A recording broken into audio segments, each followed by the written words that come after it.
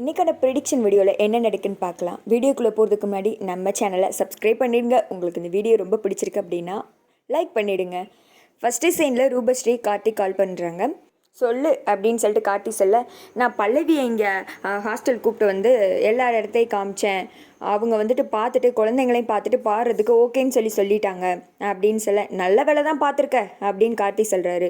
என்ன அவ்வளோதானா, என் பாட்டியை வீட்டுக்கு அமுச்சு விடுங்க அப்படின்னு சொல்லிட்டு ரூபஸ்ரீ கேட்க, இந்த கதையெல்லாம் நம்மக்கிட்ட வேணாம், ஒழுங்காக நாளைக்கு பல்லவி வந்து பாடட்டும், பல்லவி இவங்க தான் சொல்லிட்டு எனக்கு தெரியட்டும், அதுக்கடுத்து நான் உன் பாட்டியை வீட்டுக்கு அமுச்சு விட்றேன். நீ பாட்டியை பற்றியே யோசிச்சுட்டு இருக்காத, பாட்டி நம்மக்கிட்ட பத்திரமா தான் இருக்கும், மற்ற வேலையை போய் பாருப்போ, நாளைக்கு கண்டிப்பாக பல்லவி அங்கே கூப்பிட்டு வர்றது உன்னோட பொறுப்பு, கூப்பிட்டு வந்துட்டு பல்லவி என்கிட்ட காமிச்சிட்டு பாட்டியை திருப்பி வீட்டுக்கு கூப்பிட்டு போய்க்கோ அப்படின்னு சொல்லிட்டு ஃபோனை கட் பண்ணிடுறாங்க.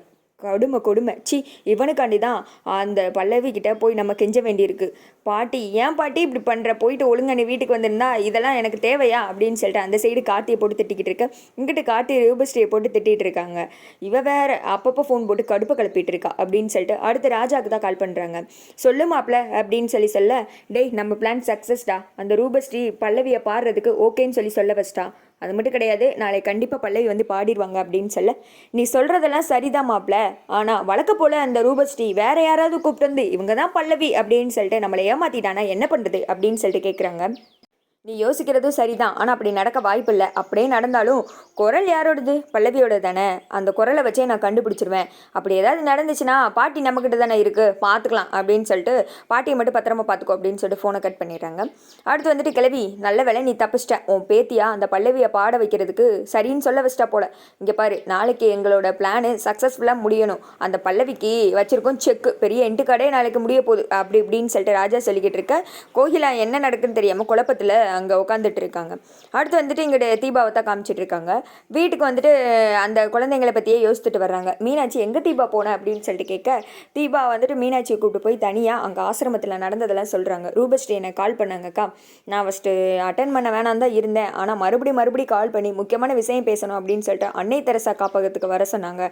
அங்கே எதுக்கு வர சொன்னா அப்படின்னு சொல்லிட்டு மீனாட்சி கேட்க, நானும் ஏதோ குழப்பத்தில் தான்க்கா போனேன், அங்கே போனதுக்கப்புறம் தான் பார்த்தா அங்கே கண்ணு தெரியாத குழந்தைகள் ரொம்ப பேர் இருக்காங்க, என்னோட பாட்டை வந்துட்டு கேட்டிருப்பாங்க போல், நான் தான் அவங்களுக்கு பாடணும்னு சொல்லிட்டு ரொம்ப ஆசைப்படுறாங்க, அவங்களுக்கு 25th ஆண்டு விழாவாங்க்கா, அவங்க ஆசையை என்னால் வந்துட்டு மீற முடியல, இது ரூபஸ்ரீக்கு அப்படின்னா நான் கண்டிப்பாக பாடுறதுக்கு ஓகேன்னு சொல்லியிருக்க மாட்டேன், அந்த குழந்தைங்களை வந்துட்டு உங்களை தொட்டு பார்த்தாவது நான் எப்படி இருப்பேங்கன்னு சொல்லிட்டு தெரிஞ்சுக்கணும் அப்படி இப்படின்னு சொல்லிட்டு ரொம்ப எமோஷ்னலாக என்கிட்ட பேசிட்டாங்கக்கா, அந்த குழந்தைங்க இன்னும் என் கண்ணுக்குள்ளே இருக்காங்க அப்படின்னு சொல்ல, பரவாயில்ல தீபா விடு, எல்லாமே சரியாயிடும், நீ என்ன அந்த ரூபஸ்ரீ பேச்சை கேட்டு கெட்டதுக்காக துணை போய்கிட்டு இருக்க, பாவம் கண்ணு தெரியாத குழந்தைங்களுக்கு நல்லதானே பண்ணுற, அதெல்லாம் கடவுள் உன்னை எப்படியாவது காப்பாற்றிடுவார், கார்த்திக்கும் நீ இப்படி பண்ணுற விஷயம் தெரிஞ்சால் கண்டிப்பாக உன்னை புரிஞ்சுப்பார், நீ எதை நினச்சி ஃபீல் பண்ணாத அப்படின்னு சொல்ல, சரிங்கக்கா அப்படின்றாங்க. சரி நாளைக்கு எப்படியாவது நம்ம அங்கே போகலாம், நான் வந்துட்டு ஏதாவது பொய் சொல்லி இங்கேருந்து கூப்பிட்டு போக பிளான் பண்ணுறேன், ஏன்னா நீயா போனேன்னா தேவையில்லாத பிரச்சனை வரும் அப்படின்னு சொல்ல, இல்லைக்கா நான் எந்த பிரச்சனையில் மாட்டினது கூட எனக்கு பெருசாக தெரியல, நீங்களும் இதில் சேர்ந்து தேவையில்லாமல் சம்மந்தப்பட்டுருவீங்களோன்னு தான் பயமாக இருக்குது அப்படின்னு சொல்ல, என்ன நினச்சி நீ கவலைப்படாத தீபா அப்படின்னு சொல்லிட்டு அவங்க பேசுகிறாங்க. அடுத்து வந்துட்டு ரூமில் தீபா இதை பற்றி யோசிச்சுட்டு இருக்க, கார்த்தி அங்கே வர்றாரு. என்னங்க ஏதோ யோசிச்சுட்டு இருக்க மாதிரி இருக்குது அப்படின்னு சொல்ல, அதெல்லாம் ஒன்றும் இல்லை சார் அப்படின்றாங்க. ஆமாம் சார், நீங்கள் எங்கேயோ வெள்ளனை போயிட்டு இப்போ தான் வர்றீங்க அப்படின்றாங்க.